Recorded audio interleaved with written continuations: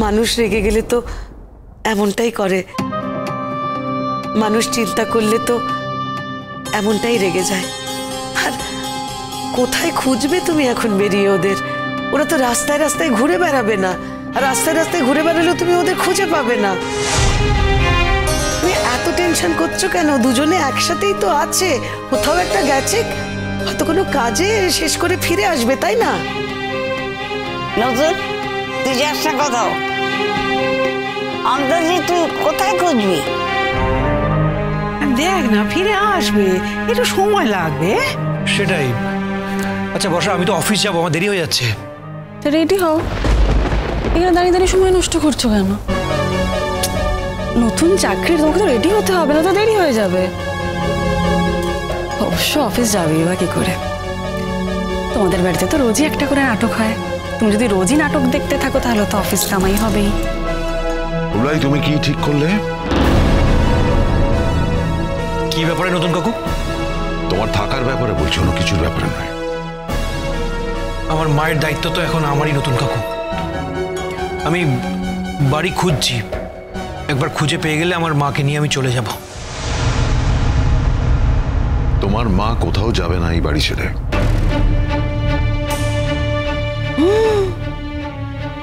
নতুন কাকু, বাবা, তুমি তোমার নতুন বউ আর আমার শাশুড়ি মা দুজনকে নিয়ে একই বাড়িতে থাকবে বুঝি?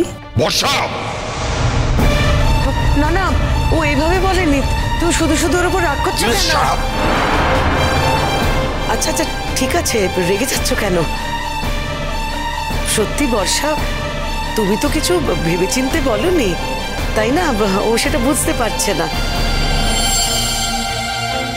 আসলে ও বলতে চাইছে যে যাই হয়ে যাক না কেন, ছেলে মেয়েরা তো তাদের মায়ের কাছেই থাকতে চাইবে, তাই না? আর ছেলে আর মায়ের মধ্যে যতই মতবিরোধ হোক, হতেই পারে, তাও তো ছেলে চাইবে তার মার কাছেই থাকতে। আর শুধু ছেলে কেন, কমলিনী দিও তো চাইবে ও ছেলে মেয়েদের সঙ্গে নিয়ে থাকতে। আর ওরা যদি সত্যি আলাদা বাড়ি খুঁজতে চায়, তুমি আপত্তি করো না। আর আমিও দেখো বলে রেখেছি, ওরা যদি আমাদের এখানে থাকতে চায়, আমার সত্যি কোনো আপত্তি নেই। মানে ওরা যদি অনেকগুলো দিনও এখানে থাকতে চায়, তাতেও আমার কোনো আপত্তি নেই। অন্দরমহলটা তো আমি সামলাবো, তুমি বাইরের কাজে মন দাও না। আমি তোমাকে যত দেখছি তত কিরকম আশ্চর্য হয়ে যাচ্ছি। তুমি কি এরকমই নাকি পুরোটাই অ্যাক্টিং করছো? হ্যাঁ, তোমাকে আমি বুঝতে পারছি না ঠিক, তুমি ঠিক কি চাইছো? আচ্ছা কি বলো তো, এত সহজে একটা মানুষকে এভাবে পুরোটা বোঝা যায়? এই সব দিক মিলিয়েই তো আমি পার্বতী। একটু চেষ্টা করো না পুরোটা বোঝার, পারলেও পারতে পারো। অবশ্য তুমি তো আমার দিকে ভালো করে কোনোদিন তাকাওনি, তুমি আমাকে বুঝবে কি করে? এখন আমি তোমার বউ হয়ে বাড়িতে চলে এসেছি, এখন তুমি অনেক সুযোগ পাবে আমাকে বোঝার। চেষ্টা করে দেখো না, হয়তো পারবে। পার্বতী মেয়েটা অতটা খারাপ নয়। পার্বতীর চরিত্রে নানা রকম ছায়া থাকতেই পারে, কিন্তু এই সমস্তটা মিলিয়েই পার্বতী। সবার জীবনেই তো এইসব দিক থাকতে পারে নাকি? যেমন ধরো কমলিনী দি, ওর যে আমাকে দেখে এত রাগ হচ্ছে কেন? কারণ আমি এ বাড়িতে এসে পড়েছি বলে। তুমি বলে যাচ্ছ কমলিনী দির কোনো রাগ হচ্ছে না, আমি তো বুঝতে পারছি। শুধু রাগ না, ওর বেশ অভিমানও হচ্ছে, কারণ আমি এই বাড়িতে চলে এসেছি। এই যে তুমি থেকে থেকে আমার উপর এত রেগে যাচ্ছ, এত রেগে যাচ্ছ কেন? এই বাড়িতে হঠাৎ করে আমি চলে এসেছি বলেই তো তোমার এত রাগ হচ্ছে। অথচ দেখো, তুমি কমলিনীদিকে না করছো বিয়ে, কমলিনীদিও তোমাকে না করছে বিয়ে, কিন্তু তোমাদের দুজনেরই কত রাগ হচ্ছে। আবার এদিকে সবার সামনে দাঁড়িয়ে বলছো কমলিনীদিকে আমি তোমাকে ভালোবাসি। এতই যদি তোমার ভালোবাসা ছিল বাপু, তা আরে বিয়েটা করলে না কেন ওকে?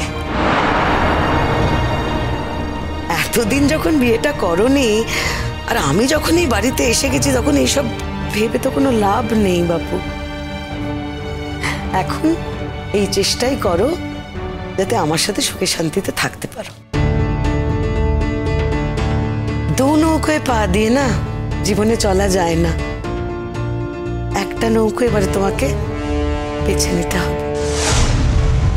আর এই নৌকোটা যখন বেছে নিয়েছো তখন আর দুঃখ করে লাভ কি তোমার? বরং এখন তোমার উচিত কমলিনীদিকে একটু স্বস্তি দাও, একটু শান্তিতে ভালো থাকতে দাও। আর তুমিও এবার একটু শান্তিতে ভালো থাকো। তোমার কথা শেষ? আমাকে যতবার এই কথাগুলো বলতে বলবে আমি ততবার এই কথাগুলো বলবো, কারণ আমি কথাগুলোতে বিশ্বাস করি। নতুন কাকু, বারবার এই একই কথা হচ্ছে। এমন কথা বলা হচ্ছে যেন মনে হচ্ছে আমার মা অপরাধী। বারবার আমার মায়ের চরিত্র নিয়ে কথা বলা হচ্ছে। এটা কিন্তু আমার ভালো লাগছে না নতুন কাকু। এটি কি জানিস তো, কিন্তু বড় হয়ে গেছিস। একটা জিনিস মনে রাখবি, কোনটা তুই জীবনে অ্যাকসেপ্ট করবি, কোনটাকে ইম্পর্টেন্স দিবি, সেটা কিন্তু তোকেই সিলেক্ট করতে হবে, তোকে বুঝতে হবে।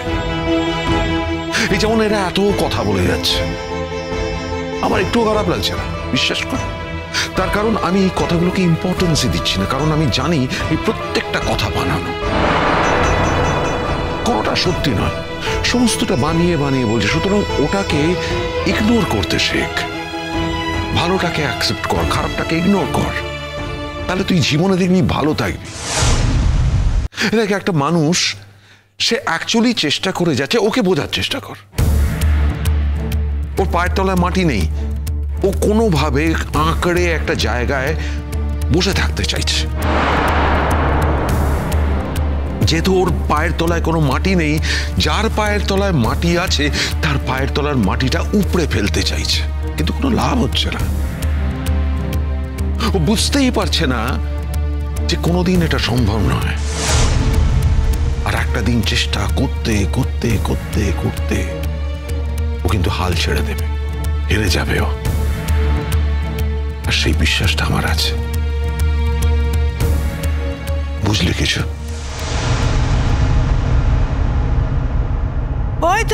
ওই তো বৌমা, ও বৌমা, ও বৌমা, তোমরা কোথায় গেছলে? হ্যাঁ, তোমাদের ফোন বন্ধ ছিল কেন? কি রে কুরচি? কি রে বৌমা, সকালবেলা কোথায় গিয়েছিলে না বলে রাখবে? বৌদি ভাইকে নিয়ে ডাক্তারের কাছে গিয়েছিলাম। চেম্বারে ঢোকার সময় ফোনটা সুইচ অফ করেছিলাম, পরে আর খেয়াল পড়েনি। ডাক্তারের কাছে?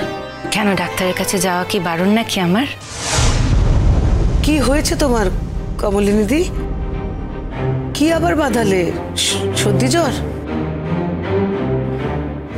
এমন কিছু হয়নি। আরে দেখো না, তোমার জন্য তো তোমার নতুন ঠাকুরপো কি চিন্তাই করছিল বাবা। বলেই দাও না ওকে তোমার কি হয়েছে। তুমি তো ডাক্তারের কাছে যাওয়ার মেয়ে নও, হঠাৎ?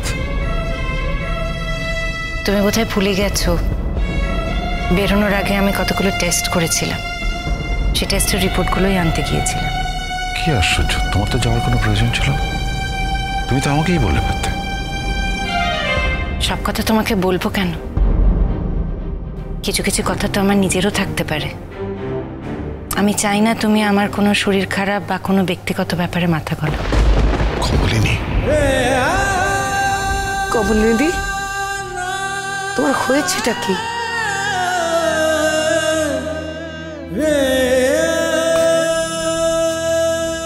করছি বৌদি ভাইকে কথা দিয়েছি আমি, তোমায় এখন কিছু জানাবো না। কথার খেলাপ করতে পারবো না নতুন দা। করছি, আমার কোনো অধিকার নেই। জানালে বৌদি ভাই জানাবে, আমি নয়।